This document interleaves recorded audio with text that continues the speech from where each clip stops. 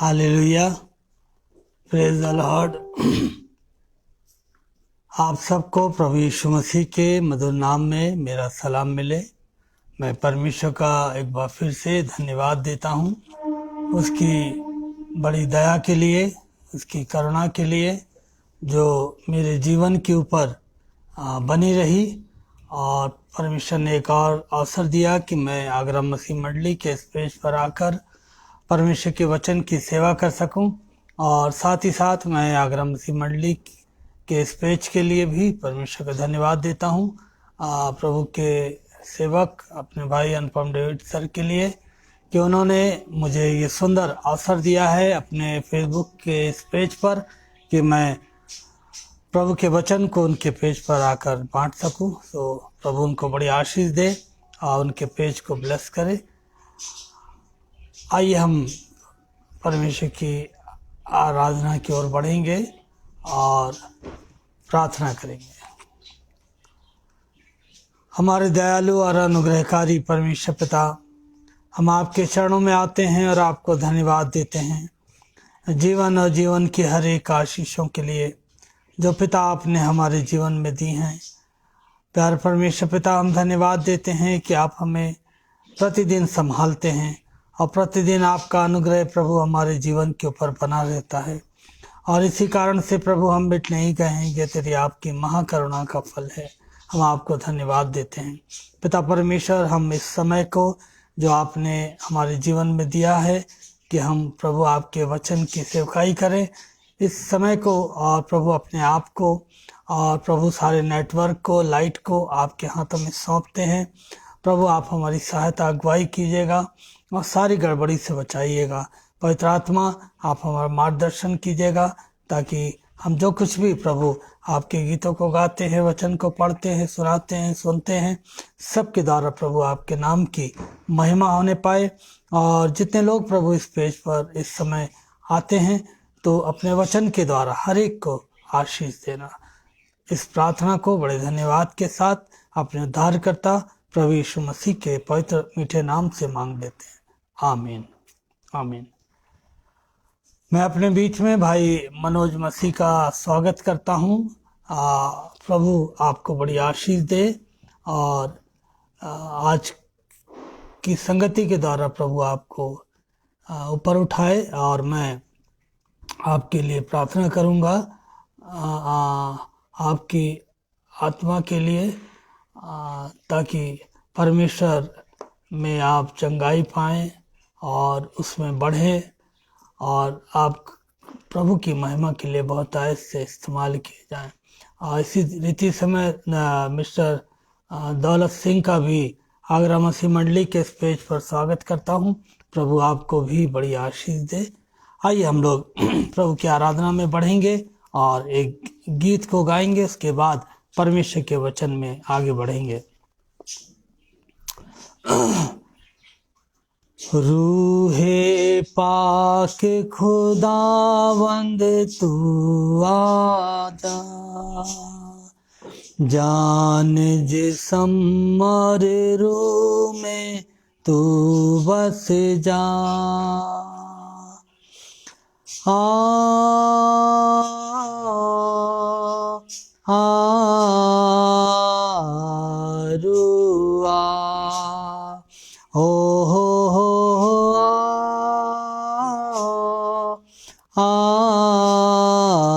रुआ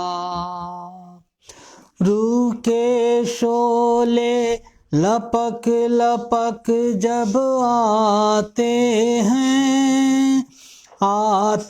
हैं बंधन सारे टूट के गिरते जाते हैं। रूह के शोले लपक लपक जब आते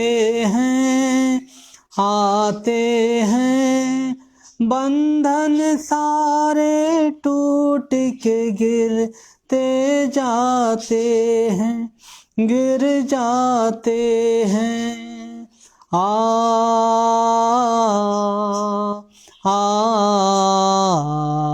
रुआ ओ हो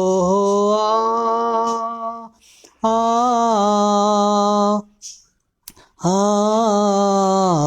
रुआ। बारिश होगी रूहे पाक के बादल से धुल जाएंगे मैल भी मन के अंदर से, हाँ अंदर से। बारिश होगी रूहे पाक के बादल से धुल जाएंगे मैल भी मन के अंदर से, हाँ अंदर से।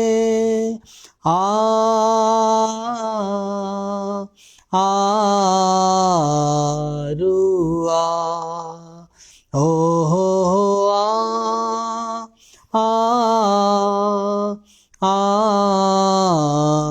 रुआ। रूह की सूरत में जब यीशु आएगा तहस नहस होगा, शैतान हिल जाएगा। रूह की सूरत में जब यीशु आएगा तहस नहस होगा, शैतान हिल जाएगा।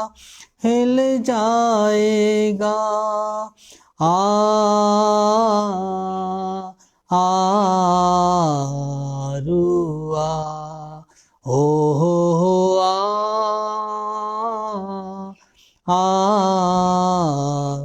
रुआ। हालेलुया। आइए हम आज के वचन की ओर चलेंगे, और आज जो वचन मैंने अपने लिए और आपके लिए चुना है वो मैं आपके साथ पढ़ूंगा। जो पाया जाता है, जो आज का वचन है वो पाया जाता है पहला पतरस पहला अध्याय 4 आयत से 7 आयत तक। पहला पतरस 4 आयत से 7 आयत तक।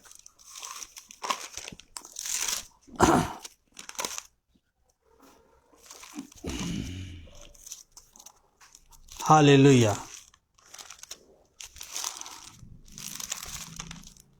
पहला पतरस पहला अध्याय 4 से 7, और यहाँ पे इस तरह से लिखा हुआ है, ताकि गैर फानी और बेदाग और लाजवाल मीरास को हासिल करें, वो तुम्हारे वास्ते जो खुदा की कुदरत से ईमान के वसीले से उस नजात के लिए जो आखिरी वक्त में जाहिर होने को तैयार है हिफाजत किए जाते हो। आसमान पर महफूज है, इसके सबब से तुम खुशी मनाते हो, अगरचे अब चंद रोज के लिए ज़रूरत की वजह से तरह तरह की आजमाइशों के सबब से गमजदा हो। और ये इसलिए है कि तुम्हारा आजमाया हुआ ईमान, जो आग से आजमाए हुए फ़ानी सोने से भी बहुत ही बेशकीमत है, यीशु मसीह के ज़हूर के वक्त तारीफ़ और जलाल और इज्जत का बाइस ठहरे। इससे तुम वे देखें मोहब्बत रखते हो, और अगरचे इस वक्त उसको नहीं देखते तो भी उस पर ईमान लाकर ऐसी खुशी मनाते हो जो बयान से बाहर और जलाल से भरी है, और अपने ईमान का मकसद यानी रूहों की नजात हासिल करते हो। ये खुदा का जिंदा कलाम है, उसके पढ़े और सुने जाने पर उसकी बरकत हो। खुदा के कलाम में लिखा हुआ है कि इसलिए कि तुम्हारा आजमाया हुआ ईमान, जो आग से आजमाए हुए फ़ानी सोने से भी बहुत ही बेशकीमत है, यीशु मसीह के ज़हूर के वक्त तारीफ़ और जलाल और इज्जत का बाइस ठहरे। इससे तुम बेदेखे मोहब्बत रखते हो और अगरचे इस वक्त उसको नहीं देखते तो भी उस पर ईमान लाकर ऐसी खुशी मनाते हो जो बयान से बाहर और जलाल से भरी है। खुदा के लोगों, अक्सर मैं और आप और हर वो शख्स जो खुदावंद यीशु मसीह के ऊपर ईमान रखता है और उसके ऊपर भरोसा रखता है, जिन्हें खुदावंद ने अपने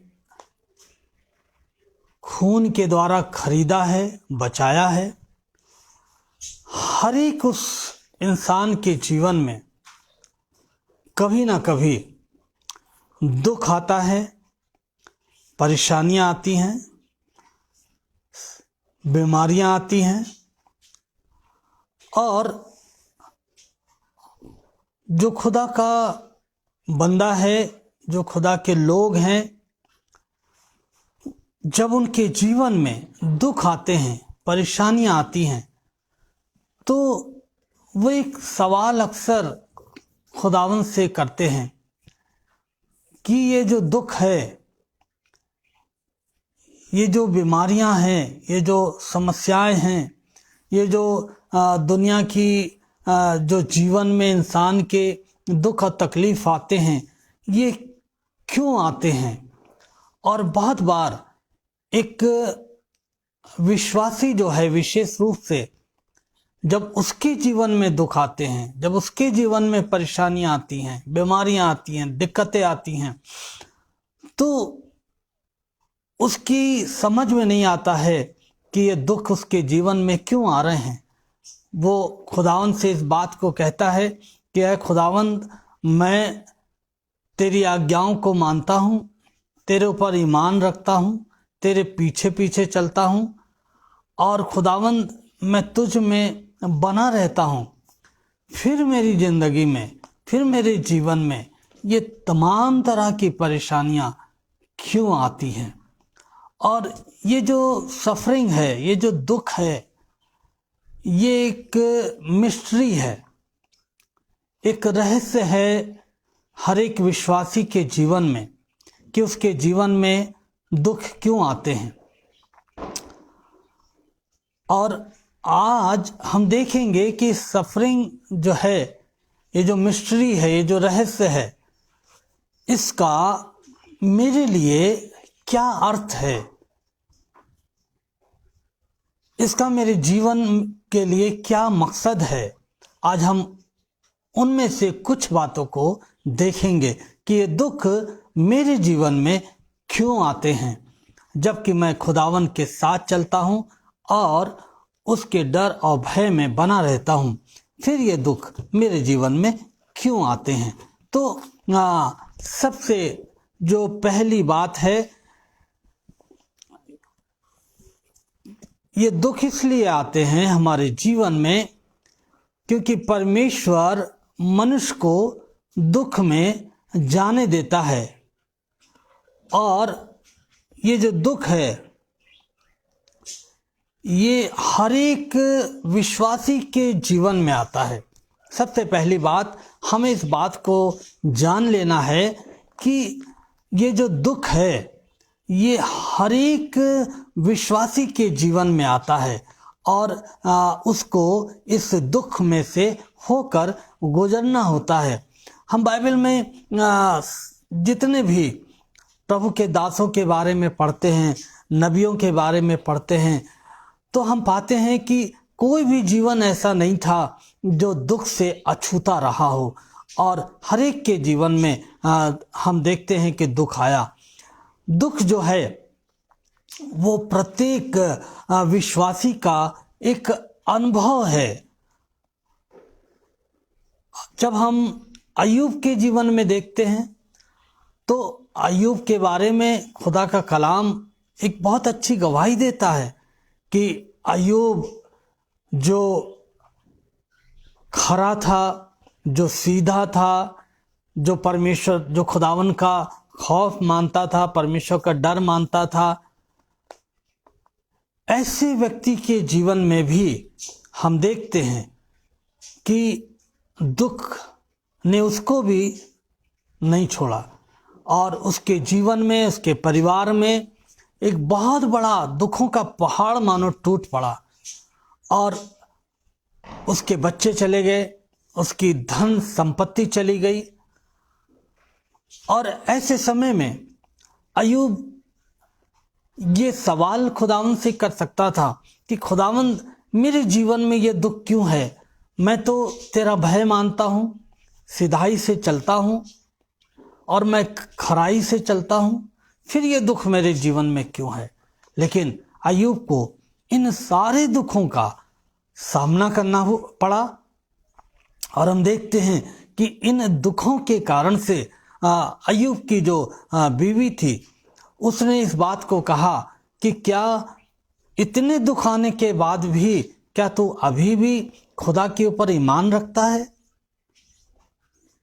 और हम देखते हैं कि अय्यूब जो है वो इन दुखों के आने के बाद भी खुदावन के ऊपर वो बराबर अपने ईमान और भरोसे को उसने बनाए रखा। और ये जो दुख अय्यूब के जीवन में आया, ये उसको एक अनुभव देकर गया। जब हम मत्ती रचित सुसमाचार को पढ़ते हैं, उसके 10 अध्याय को, तो वहाँ पर हम देखते हैं परमेश्वर के वचन में मत्ती 10:21 में, यहाँ पर मत्ती 10:21 में इस तरह से लिखा हुआ है। परमेश्वर का वचन मुझे और आपको बताता है 10:21 में, भाई भाई को और पिता पुत्र को घात के लिए सौंपेंगे और बच्चे माता पिता के विरोध में उठकर उन्हें मरवा डालेंगे। हम यहाँ पर देखते हैं कि आने वाला जो समय है उसमें भाई भाई को, पिता पुत्र को घात करेंगे और बच्चे माता पिता के विरोध में उठकर उन्हें मरवा डालेंगे। तो ये जो दुख है, ये हर एक विश्वासी के जीवन में आना है और इस दुख को हमें और आपको झेलना होगा। और जब ये दुख आते हैं तो ये हमारे लिए और आपके लिए क्या बन जाते हैं? एक अनुभव बन जाते हैं। और जब अनुभव बन जाते हैं तब हम दूसरों को भी जब वो दुखों में से गुजरते हैं तो हम अपने इस अनुभव के द्वारा उनको संतावना दे सकते हैं कि हर एक व्यक्ति के जीवन में जो दुख है वो आएगा। और हम देखते हैं, यदि हम यूहन्ना का 16 अध्याय 33 पद को देखें तो यहाँ पर इस तरह से लिखा हुआ है, मैंने ये बातें तुमसे इसलिए कही हैं कि तुम्हें मुझ में शांति मिले। संसार में तो तुम्हें क्लेश होता है, परंतु ढाढ़स बांधो, मैंने संसार को जीत लिया है। अब खुदावंद यीशु मसीह यहाँ पर हमें बता रहे हैं कि मैंने ये बातें तुमसे इसलिए कही हैं कि तुम्हें मुझ में शांति मिले। कि संसार में तुम्हें क्लेश होता है, लेकिन मेरी जो शांति है, मेरा जो ढाढ़स है, वो सर्वदा तुम्हारे साथ है। और मैं, यद्यपि तुम दुखों में से होकर जाओगे, परेशानियों में से होकर जाओगे, लेकिन मेरी जो शांति है, मेरा जो ढाढ़स है, मेरी जो उपस्थिति है, वो सर्वदा तुम्हारे साथ बनी रहेगी। और इसलिए तुम्हें घबराने की आवश्यकता नहीं है जब तुम्हारे जीवन में ये दुख और परेशानियां आती हैं। और जब हम यूहन्ना 15:18 को पढ़ते हैं तो वहाँ पर भी कुछ इसी तरह की बात लिखी हुई है। 15, 18 और 19 आयत में लिखा हुआ है, यदि संसार तुमसे बैर रखता है तो तुम जानते हो कि उसने तुमसे पहले मुझसे बैर रखा। यदि तुम संसार के होते तो संसार अपनों से प्रेम रखता, परंतु इस कारण कि तुम संसार के नहीं, वरन मैंने तुम्हें संसार में से चुन लिया है, इसीलिए संसार तुमसे बैर रखता है। यीशु मसीह बड़े स्पष्ट शब्दों में अपने लोगों को इस बात को बता रहे हैं कि यदि संसार तुमसे बैर रखता है तो आश्चर्य मत करना, परेशान मत होना, क्योंकि उसने तुमसे पहले मुझसे बैर रखा। यीशु जो हमारा गुरु है, यीशु जो हमारा प्रभु है, जो हमारा बचाने वाला है, यीशु मसीह कह रहे हैं कि इससे पहले कि उन्होंने तुमसे बैर रखा और उनके बैर के कारण से तुम्हारे जीवन में दुख आए, उससे पहले लोगों ने मुझसे बैर रखा और मैंने भी इन तमाम दुखों को सहा है और उठाया है।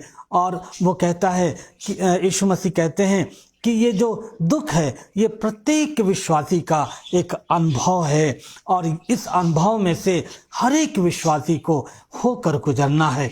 तो जब दुख हमारे जीवन में आते हैं, परेशानियां हमारे जीवन में आती हैं, तो आप विचलित ना हो, परेशान ना हो, क्योंकि ये एक ऐसा रहस्य है, ये एक ऐसी मिस्ट्री है जिसका अर्थ कभी कभी हमें समझ में नहीं आता है कि मेरे लिए इसका अर्थ क्या है। लेकिन खुदावन ने इस मिस्ट्री के द्वारा, इस रहस्य के द्वारा वो हमें बहुत कुछ सिखाना मांगता है और एक अनुभव देना मांगता है। और हम देखते हैं कि परमेश्वर ने अय्यूब को उसके दुखों के द्वारा एक अनुभव दिया और ये अनुभव ये था कि परमेश्वर जो है हमें दुखों में जाने देता है, लेकिन वो उसमें हमें नाश नहीं होने देता है।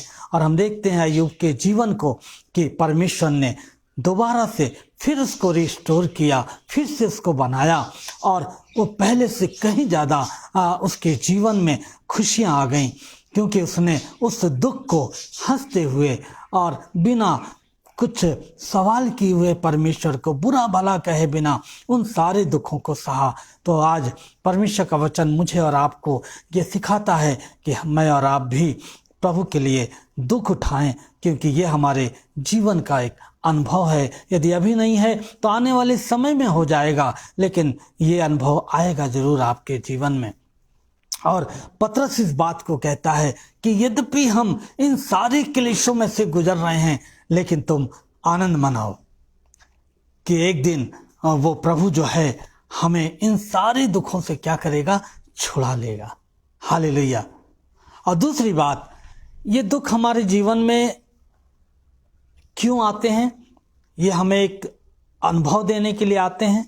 और दूसरी बात, ये जो दुख हैं ये जीवन में हर एक विश्वासी के आते और जाते रहेंगे। ये हमारे और आपके जीवन में कभी भी स्थिर नहीं रहने वाले हैं, ये आएंगे और चले जाएंगे। तो इसलिए हमें जब दुख हमारे जीवन में आते हैं, ये जो दुखों का समय है ये बहुत ही छोटा होता है।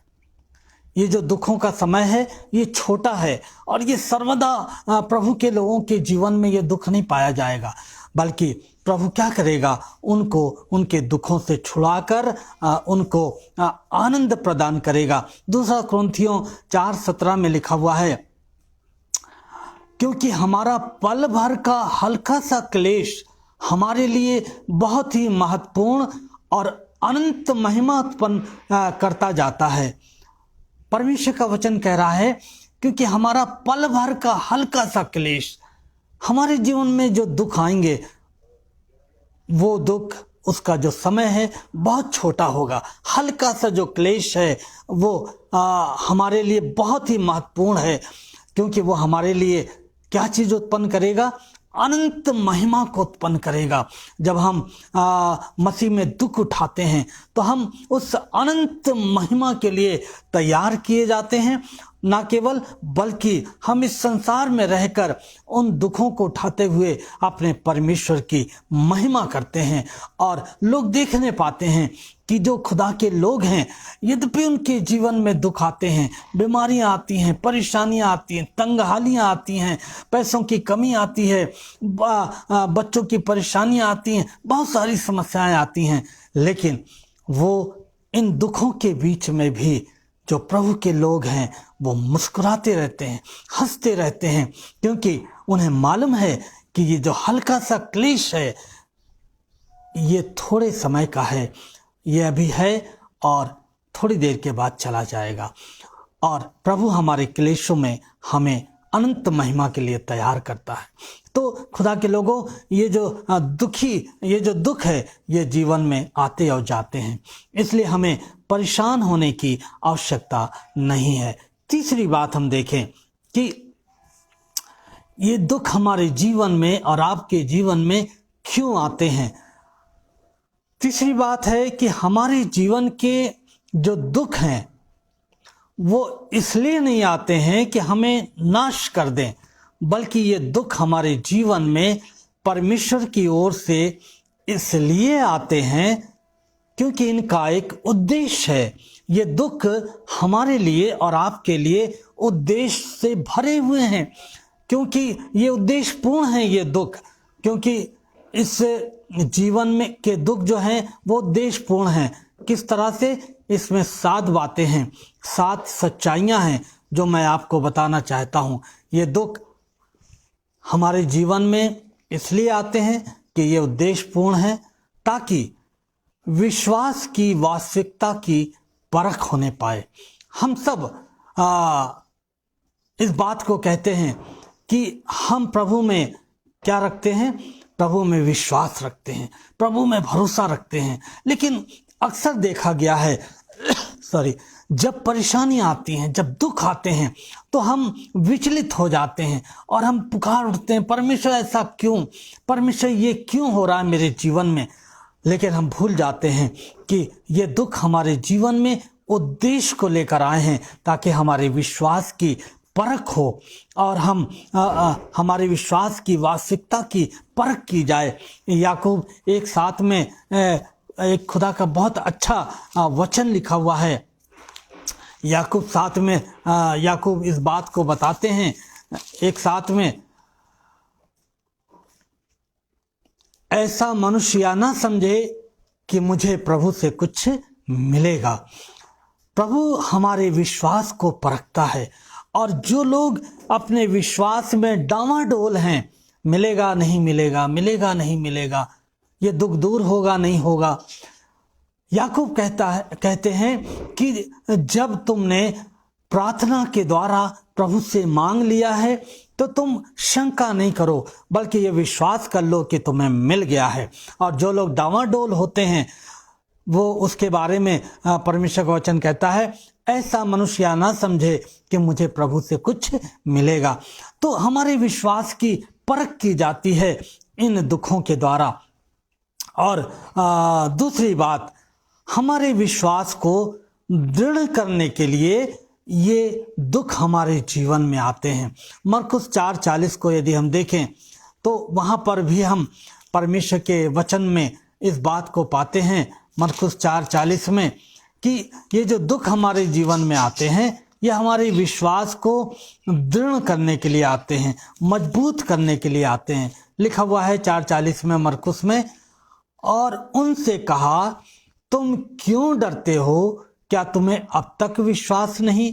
वे बहुत ही डर गए और आपस में बोले, यह कौन है कि आंधी और पानी भी उसकी आज्ञा मानते हैं। यहाँ पर हम देखते हैं कि चेले यीशु मसीह के साथ नाव में हैं, एक बहुत भारी तूफान आ गया है, लहरें ऊंची ऊंची उठ रही हैं, पानी नाव में भरा जा रहा है। चेले भयभीत हो गए हैं कि अब उनके जीवन का अंत आ गया है, अब वे नाश हो जाएंगे। लेकिन यीशु मसीह उनके पास आते हैं और कहते हैं कि तुम क्यों डरते हो? क्या तुम्हें अब तक विश्वास नहीं?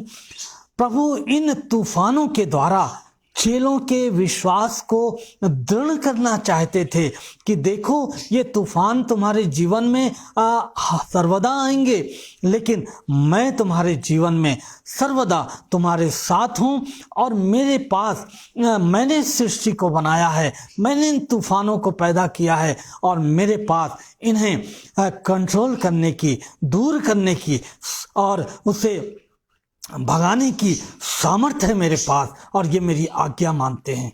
तो हमें किसी रीति से भी जब दुख हमारे जीवन में आते हैं तो हमें विचलित नहीं होना है, क्योंकि ये दुख हमारे विश्वास को दृढ़ करने के लिए आते हैं।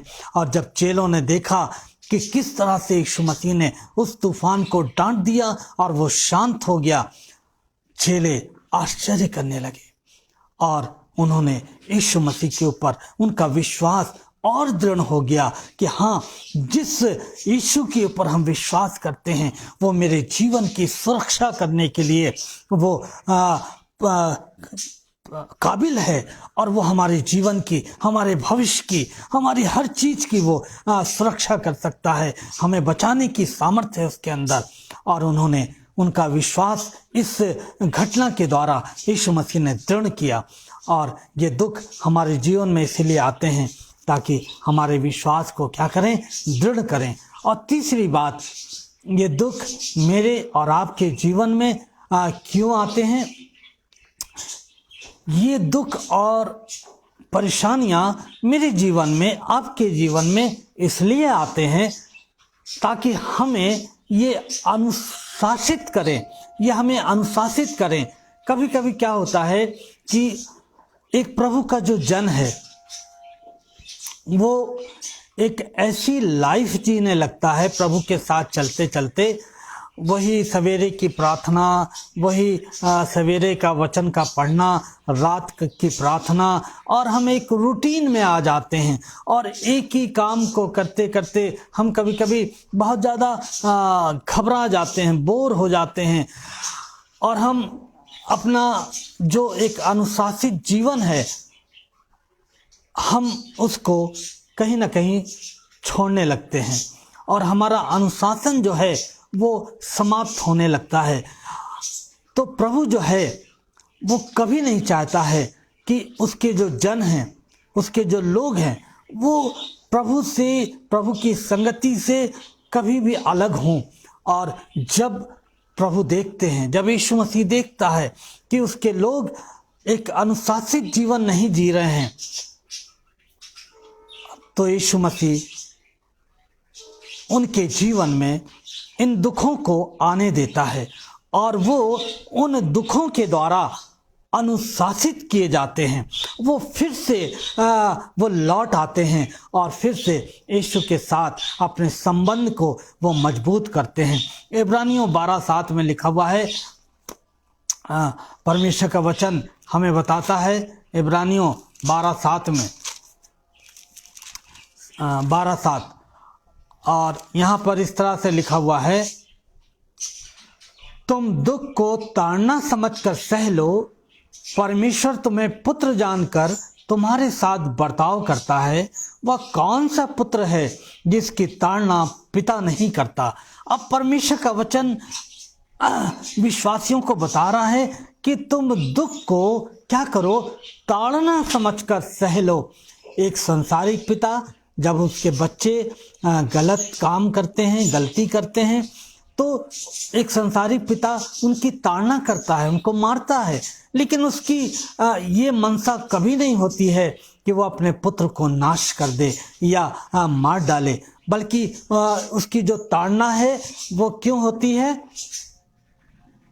ताकि उसका बच्चा सही राह पर चले। तो परमेश्वर का वचन कह रहा है कि तुम दुख को ताड़ना समझकर सह लो, परमेश्वर तुम्हें पुत्र जानकर तुम्हारे साथ बर्ताव करता है। वह कौन सा पुत्र है जिसकी ताड़ना पिता नहीं करता, और यदि वह ताड़ना जिसके भागी सब होते हैं तुम्हारी नहीं हुई तो तुम पुत्र नहीं पर व्यभिचार की संतान ठहरे। तो ये जो ताड़ना है ये हर एक परमेश्वर के बच्चों के जीवन में आती हैं जब हम एक ऐसा जीवन जीने लगते हैं जो अनुशासित रहित होता है, अनुशासन रहित होता है, और जब हम अपनी मर्जी से जीने लगते हैं और खुदा के मार्गों पे नहीं चलते हैं, तो खुदावन हमें छड़ी लगाता है ताकि हम सही मार्ग पर आ जाएं और अपने खुदा के साथ, अपने प्रभु के साथ, अपने यीशु के साथ हम संगति रखें। चौथी बात है कि ये दुख मेरे और आपके जीवन में क्यों आते हैं। तो चौथी बात है कि इन दुखों के द्वारा परमेश्वर मुझे और आपको नम्र बनाना चाहता है। कभी कभी मेरे और आपके जीवन में हम बहुत ज़्यादा हटीले हो जाते हैं, कभी कभी बहुत ज़्यादा हम कभी कभी घमंडी हो जाते हैं और बहुत ज़्यादा हम अपने ऊपर भरोसा रखने लगते हैं। तो खुदावन क्या करता है कि वो हमारी ताड़ना करता है, इन दुखों को मेरे जीवन में और आपके जीवन में आने देता है, और उसका एक मकसद है कि मैं और आप नम्र बनाए जाएं। यदि हम व्यवस्था विवरण की किताब को पढ़ें तो व्यवस्था विवरण की किताब उसके 8 अध्याय में हम पाते हैं कि परमेश्वर जो है वो हमारे जीवन में इसलिए दुखों को आने देता है ताकि वो हमको नम्र बनाए। व्यवस्था विवरण 8, और यहाँ पर हम देखते हैं व्यवस्था विवरण 8 उसके 2 और 3 पद में, यहाँ पे इस तरह से लिखा हुआ है 2 और 3 में, और स्मरण रख कि तेरा परमेश्वर यहोवा उन 40 वर्षों में तुझे सारे जंगल के मार्ग में से इसलिए ले आया कि वह तुझे नम्र बनाए और तेरी परीक्षा करके यह जान ले कि तेरे मन में क्या है और कि तू उसकी आज्ञाओं का पालन करेगा या नहीं। उसने तुझको नम्र बनाया और भूखा भी होने दिया, फिर वह मन्ना जिसे ना तो तू और ना तेरे पुरखा ही जानते थे वहीं तुझको खिलाया, इसलिए कि वह तुझको सिखाए कि मनुष्य केवल रोटी ही से नहीं जीवित रहता, परंतु जो जो वचन यहोवा के मुख से निकलते हैं उनसे वो जीवित रहता है। यहाँ पर हम उस घटना के बारे में पढ़ते हैं जहाँ पर हम देखते हैं कि खुदावन जो है अपने लोगों को जब वो कुड़कुड़ाने लगे, बड़बड़ाने लगे और परमेश्वर के विरोध में हो गए और कहने लगे कि मूसा तो हमें कहाँ ले आया मरने के लिए, यहाँ तो ना रोटी है ना मांस है, यहाँ तो कुछ भी नहीं है। और परमेश्वर ने क्या करा कि उन्हें जंगल के मार्ग में लेकर आया, और उस जंगल के मार्ग में उन्होंने जो दुख उठाया उसके द्वारा परमेश्वर ने उनको नम्र बनना सिखाया, उन्हें हलीम होना सिखाया। और जब कभी मैं और आप अपने जीवन में इस तरह से घमंडी हो जाते हैं और हम घमंडी होकर परमेश्वर के ऊपर दोषारोपण करने लगते हैं तो ये दुख हमारे जीवन में आते हैं। और जब कभी हमारी प्रार्थनाएं नहीं सुनी जाती हैं, बहुत सारे लोग हैं जो इस बात को कहते हैं कि परमेश्वर मेरी सुनता नहीं है, मैं परमेश्वर से बहुत नाराज़ हूँ और अब मैं परमेश्वर की आराधना नहीं करूँगा, अब मैं परमेश्वर से प्रार्थना नहीं करूँगा, और वो न जाने क्या क्या बोलते हैं। लेकिन इन सारे दुखों में ले जाकर परमेश्वर की एक ही मनसा है कि वो मुझे और आपको नम्र बनाए, क्योंकि यीशु मसीह स्वयं नम्र है और वो चाहता है कि उसके लोग भी नम्र बने। वो कहता है कि दीन बनो, यदि तुम दीन बनोगे तो वो दीन को शिरोमणि बनाता है। यीशु मसीह दीन बना, परमेश्वर ने उसको अति महान किया, फिलिप्पियों 2:8 बताता है। तो हमें अपने जीवन में दीन बनना है, और इसीलिए ये दुख हमारे और आपके जीवन में आते हैं, क्योंकि परमेश्वर हमें दीन बनाना चाहता है और अपने स्वभाव में वो हमें बढ़ाना चाहता है ताकि हम दीन बनकर उसकी महिमा करने पाएं। आइए हम एक और बात को देखें कि ये दुख मेरे जीवन में और आपके जीवन में परमेश्वर की ओर से क्यों आते हैं, इनका मकसद क्या है, इनका उद्देश्य क्या है मेरे जीवन के लिए। तो ये दुख मेरे और आपके जीवन में इसलिए आते हैं ताकि परमेश्वर मुझे और आपको पवित्र बनाए, क्योंकि परमेश्वर का वचन कहता है कि जैसा मैं पवित्र हूँ वैसा तुम भी पवित्र बनो। पहला पत्रस 1:7 में हम परमेश्वर के वचन में पाते हैं कि परमेश्वर का वचन पत्रस की पत्री में हमें इस बात को बताता है। पहला पत्रस 1:7, और वहाँ पर इस तरह से लिखा हुआ है 1:7 में, और यह इसलिए है कि तुम्हारा परखा हुआ विश्वास जो आग से ताए हुए नाशमान सोने से भी कहीं अधिक बहुमूल्य है, यीशु मसीह के प्रकट होने पर प्रशंसा और महिमा का आदर का कारण ठहरे। उससे तुम बिन देखे प्रेम रखते हो, अब तो उस पर बिन देखे भी विश्वास करके ऐसे आनंदित और मगन होते हो जो वर्णन से बाहर और महिमा से भरा हुआ है। और आगे चलकर हम देखते हैं 5 अध्याय और उसके 10 पद में, और यहाँ पर परमेश्वर का वचन कहता है 5:10 में, पहला पतरस 5:10, अब परमेश्वर जो सारे अनुग्रह का दाता है, जिसने तुम्हें मसीह में अपनी अनंत महिमा के लिए बुलाया, तुम्हारे थोड़ी देर तक दुख उठाने के बाद आप ही तुम्हें सिद्ध और स्थिर और बलवंत करेगा। और आगे चलकर हम देखते हैं कि परमेश्वर का वचन मुझे और आपको इस बात के लिए बताता है कि जैसा मैं पवित्र हूँ वैसा तुम भी पवित्र बनो। बहुत बार हम प्रभु के साथ चलते हुए हम अपने जीवन को अपवित्रता के लिए दे देते हैं, और हम जिन कामों से खुदावंद यीशु मसीह ने हमें अलग किया है, बचाया है, अपने लहू से पवित्र किया है, हम बहुत बार दोबारा से उन्हीं पापों में चले जाते हैं। लेकिन जब हम दोबारा से उन्हीं पापों में जाने लगते हैं तो हमारा परमेश्वर इतना प्रेमी है, इतना दयालु है कि वो हमें पाप में देख नहीं सकता, क्योंकि उसने हमारे और आपके गुनाहों के लिए अपने प्राणों को दिया है, अपने लहू को बहाया है, और वो नहीं चाहता कि कोई भी पापों में जाकर नाश हो जाए। और वो फिर हमारे जीवन में, जैसा मैंने बताया, कि वो ताड़ना को भेजता है और वो हमें पवित्र बनाने के लिए इन दुखों को भेजता है, और हम उन सारे पाप और बुराइयों से अलग होकर हम दोबारा से अपने प्रभु की निकटता में आने पाते हैं। ये दुख हमें प्रभु के साथ बनाए रखने में बहुत ज़्यादा सहायक हैं। जहाँ पर दुख नहीं है वहाँ पर लोग जो हैं वो अक्सर प्रभु से दूर चले जाते हैं। आरंभिक कलीसिया को हम देखते हैं कि जब प्रारंभिक जो कलीसिया थी उसमें बहुत ज़्यादा सताव था, और यही उनके बढ़ने का कारण था, यही दुख उनके बढ़ने का कारण था, यही सताव उनके बढ़ने का कारण था।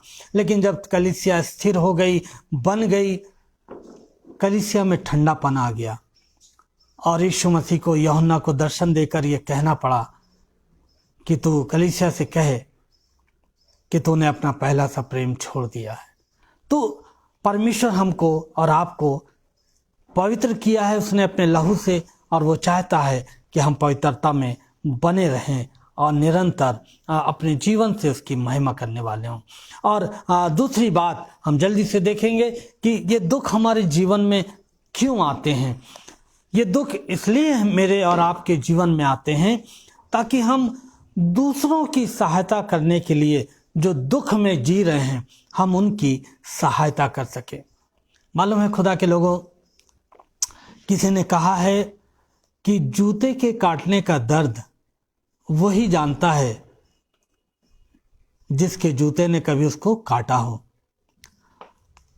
तो जो दुख मैं और आप अपने जीवन में उठाते हैं, जिन बीमारी और दुखों में से हम गुजरते हैं, हमें मालूम है कि वो दुख में जाना हमारे लिए कितना पीड़ादायक था, वो दुख में रहना हमारे लिए कितना पीड़ादायक था। तो उस दुख के बारे में हमें पता है।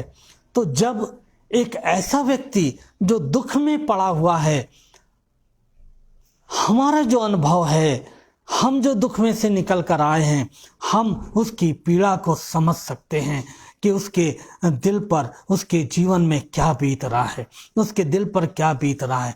और जब हम उसके दुख को महसूस कर सकते हैं तो मैं और आप उसके दुखों में जाकर हम उसकी सहायता कर सकते हैं, उसको उसके दुख से बाहर लाने वाले हो सकते हैं, क्योंकि हमने कभी ना कभी दुख को अनुभव किया है, हमने दुख को झेला है।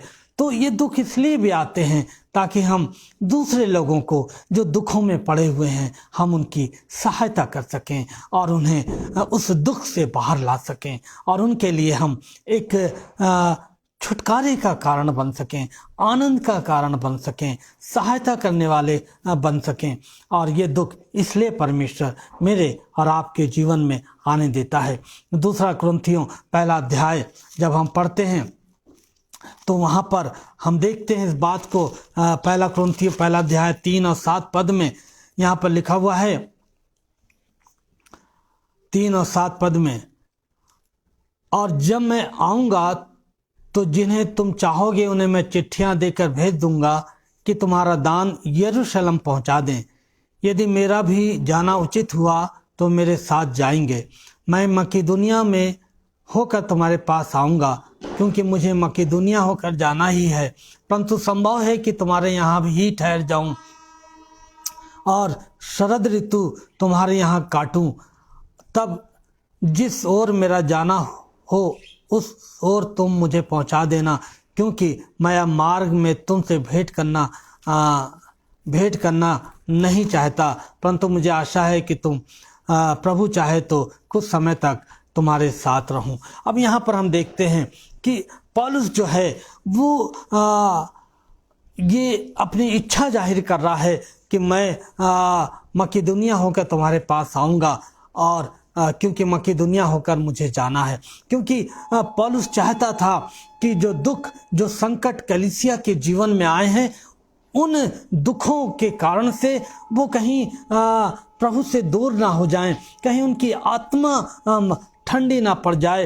और पौलुस चाहता था कि वो उनको उनके दुखों के कारण से जो उनके जीवन में आए हैं उनको उभारे और इस बात को सिखाए उनको कि ये जो दुख हैं इनसे तुम घबराना मत, क्योंकि मैं तुम्हें ये बताने के लिए आया हूँ कि ये दुख हमारे जीवन में थोड़ी देर के लिए होते हैं और तुम प्रभु में बने रहना। और वो दूसरों की सहायता करने के लिए मकिदुनिया के लिए जाता है, ताकि उनको उनके दुखों से वो क्या दे, संतावना दे। और अंतिम बात है अभी 1-2 पॉइंट और है, मैं जल्दी से बता ख़त्म करता हूँ। दूसरी बात है, ये दुख इसलिए हमारे जीवन में आते हैं ताकि उसके अनुग्रह का मैं और आप एहसास कर सकें। ये दुख इसलिए हमारे जीवन में आते हैं ताकि हम प्रभु यीशु मसीह के अनुग्रह का, परमेश्वर की दया का अपने जीवन में अनुभव कर सकें, एहसास कर सकें। मालूम है खुदा के लोगों, जब मेरे जीवन में और आपके जीवन में दुख आते हैं, जब हम बीमारी के बिस्तर पर पड़े होते हैं, जब हम तंगहाली से गुजर रहे होते हैं, समस्याओं से गुजर रहे होते हैं, जब हम आंसू बहा रहे होते हैं, उस समय जब हम हमारा कोई साथ देने वाला नहीं होता है, जब हमारा कोई आसरा नहीं होता है, कोई आशा नहीं होती है हमारे पास, उस समय केवल एक ही आशा होती है, उस समय केवल एक ही व्यक्ति होता है हमारे पास जिसे हम पुकार सकते हैं, जो हमारी पुकार को सुनकर हमें छुटकारा दे सकता है, और वो है हमारा प्रभु यीशु मसीह। और वो हमारे दुखों में, हमारी बीमारी के बिस्तर पर अपने बड़े अनुग्रह को करता है और मुझे और आपको उन सारी दुखों से, बीमारियों से छुटकारा देता है। और हम क्या करने पाते हैं, हम परमेश्वर के अनुग्रह को एहसास करने पाते हैं, महसूस करने पाते हैं कि हाँ, यीशु मसीह ही है जिसको मैंने पुकारा और उसने मेरे पर अनुग्रह किया, मेरे पर दया की, और आज मैं जीवित हूँ तो केवल और केवल उसके अनुग्रह से जीवित हूँ।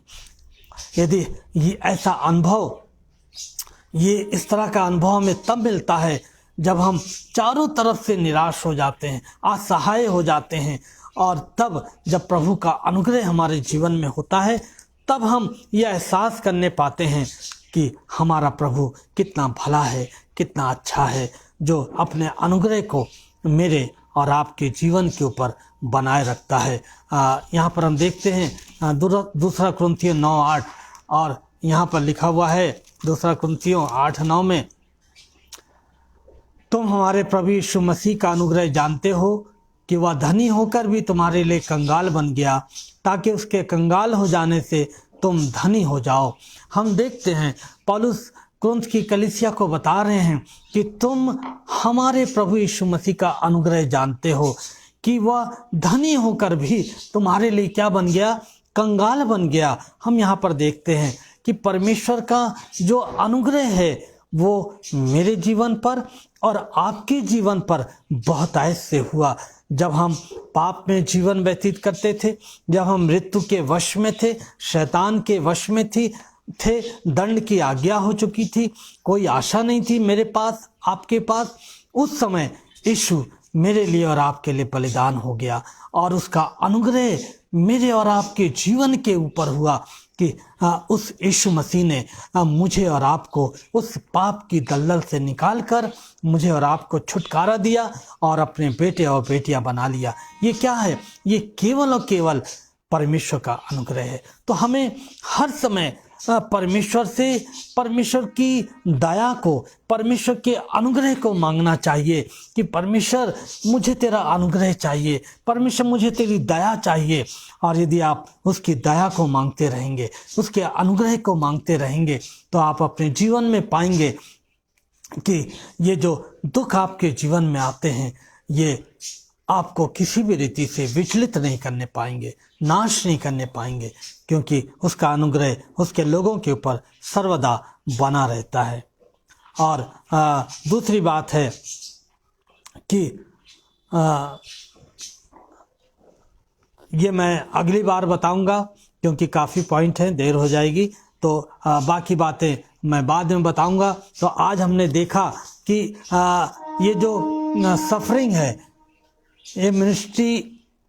ये एक मिस्ट्री है और इसका जो अर्थ है वो आज हमने देखा कि मेरे लिए क्या है, इन दुखों का मेरे लिए क्या अर्थ है। अब ये मेरे लिए कोई रहस्य की बात नहीं रही, क्योंकि परमेश्वर के वचन ने इस रहस्य को मेरे लिए और आपके लिए खोल दिया है कि जो दुख हैं ये प्रत्येक विश्वासी का अनुभव है और ये दुख जीवन में आते रहते हैं, जाते रहते हैं, और हमारे जीवन के दुख उद्देश्यपूर्ण हैं और इन दुखों के द्वारा प्रभु हमें बहुत कुछ सिखाना चाहते हैं और हमारे विश्वास को दृढ़ करना चाहते हैं और इस दुखों के द्वारा हमें वो अनुशासित करना मांगते हैं, हमें दीन बनाना चाहते हैं, हमको पवित्र बनाना चाहते हैं और हम दूसरों की सहायता के लिए जो दुखों में जी रहे हैं उनके लिए हमें इस्तेमाल करना चाहते हैं ताकि हम उनको सांत्वना दे सकें।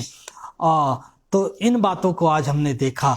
तो ये दुख उन लोगों के लिए एक मिस्ट्री है, रहस्य है, जो खुदा को नहीं जानते हैं, लेकिन आज हम जो उसके विश्वासी हैं, आज हमने इस रहस्य को जान लिया है और जब दुख हमारे जीवन में आए तो हम आनंद करें, क्योंकि ये दुख हमें एक उद्देश्य से हमारे जीवन में आते हैं और ये हमारे जीवन को, हमारे आत्मिक जीवन को बनाते हैं, मजबूत करते हैं और प्रभु के साथ दृढ़ करते हैं। और इसीलिए दाऊद कहने पाता है कि ये जो दुख मेरे जीवन में आया ये भला ही हुआ ताकि मैं तेरी विधियों को सीख सकूं। दाऊद कहता है ये जो दुख मेरे जीवन में आया ये भला ही हुआ ताकि मैं तेरी विधियों को सीख सकूं। तो आइए अब आगे से जब कभी हमारे जीवन में दुख आते हैं तो हम इस बात को याद रखें कि ये दुख हमारे जीवन में उद्देश्यपूर्ण है और उस उद्देश्य को हम समझें। जिस क्षेत्र को पवित्र आत्मा दिखाता है, यदि वो दिखाता है कि हम इस उन उद्देश्यों में कहीं ना कहीं कमज़ोर हैं, तो हम खुदा से मांगें कि खुदावन तू हमें विश्वास में मजबूत कर, और हम खुदा से कहें कि ना केवल हमें विश्वास में मजबूत कर, हमें अनुशासित कर ताकि हम तेरे साथ निरंतर चलने वाले हों। हमें दीन बनाइए प्रभु और हम दूसरों की सहायता करने वाले हों और उसके अनुग्रह का एहसास हम सर्वदा करने वाले हों। तो प्रभु आप सबको इन वचनों के द्वारा बहुत आशीष दे। मैं अपनी बहन रोहिणी नायडू जी का एक बार फिर स्वागत करता हूं आगरा मसीह मंडली के इस पेज पर। प्रभु आपको, आपके परिवार को बहुत से आशीष दे। हमारी ये बहन जो कि परमेश्वर के वचन की भूख हमेशा इनके जीवन में बनी रहती है और ये बड़ी भूख और प्यास के साथ आती हैं, तो प्रभु इनको बहुत ब्लेस करे। आगरा मसीह मंडली के इस पेज के द्वारा परमेश्वर के वचन को जो दिया जाता है इस पेज से, प्रभु आपको आशीष दे। आइए हम प्रार्थना करें। हमारे दयालु और अनुग्रहकारी परमेश्वर पिता, हम धन्यवाद देते हैं आपके जीवित वचन के लिए जो आज आपने हमें सिखाया प्रभु, कि वो मिस्ट्री, वो दुख जो हमारे लिए रहस्य बन जाते हैं कभी कभी, कि हम प्रभु से प्रार्थना करते हैं, प्रभु का वचन पढ़ते हैं, प्रभु के साथ चलते हैं, फिर भी हमारे जीवन में ये दुख क्यों हैं। प्रभु आज आपने हमें सिखाया कि ये दुख हमारे जीवन में आपकी ओर से एक उद्देश्य को लेकर आते हैं, और प्रभु आप इन दुखों के द्वारा अपने उद्देश्य को हमारे जीवन में पूरा करना चाहते हैं, ताकि आपका जन सिद्ध बने, पवित्र बने और आपके साथ चलने वाला बन सके। प्रभु अपने वचन की रक्षा कीजिएगा और अपने वचन को हम सब के लिए आशीष का कारण बनाइएगा। हम एक बार फिर से आगरा मसीह मंडली के इस पेज के लिए आपको धन्यवाद देते हैं। उसके ओनर हमारे भाई, प्रभु के सेवक भाई अनुपम डेविड भाई को, और अपनी बहन शबनम जी को मैं दुआ करता हूं उनके लिए कि प्रभु उनको बहुत आशीष दे, और जिस तरह से वो इन दिनों में इन दोनों को इस्तेमाल कर रहे हैं पवित्र आत्मा की सामर्थ्य में, आने वाले समय में और अधिकाई से अपनी आत्मा में प्रभु उनको तैयार करे, और बहुतायत से लोगों को प्रभु यीशु का वचन देने के लिए इस्तेमाल करे। प्रभु उनको, उनके परिवार को, उनकी सेवकाई के ऊपर प्रभु की आशीष हो। जो लोग हमारे साथ जुड़े रहे परमेश्वर के वचन को सुनने के लिए, हम एक एक के परिवारों के लिए दुआ करते हैं कि प्रभु तो एक एक को आशीष देना। और प्रभु यदि किसी भी परिवार में कोई समस्या है, परेशानी है, यीशु नासरी तो उसको दूर करना और अपने लोगों को अपने आनंद में निरंतर लिए चलना। बड़े धन्यवाद के साथ हम प्रार्थना करते हैं कि आपने सारे नेटवर्क को अच्छा रखा, लाइट को स्थिर रखा। हम धन्यवाद देते हैं पवित्र आत्मा, आपकी अगुवाई के लिए धन्यवाद देते हैं, और ये प्रार्थना यीशु मसीह के नाम से हम पिता से मांग लेते हैं। आमीन, आमीन। एक बात मैं आपको बताना चाहता हूँ, मैं हमेशा शनिवार को, रविवार को शाम 5 बजे आगरा मसीह मंडली के इस पेज पर आता हूं, लेकिन अब थोड़ी सी तब्दीली की गई है। शनिवार को मैं शाम 5 बजे आगरा मसीह मंडली के पेज पर मिलूंगा, लेकिन संडे का जो समय है वो 5 बजे ना होकर रात के 8 बजे है। तो समय का ध्यान रखिएगा, और आपको अवसर मिलता है तो आप जरूर परमेश्वर के वचन की संगति कीजिएगा। Thank you very much. God bless you. सबको जय मसीह की।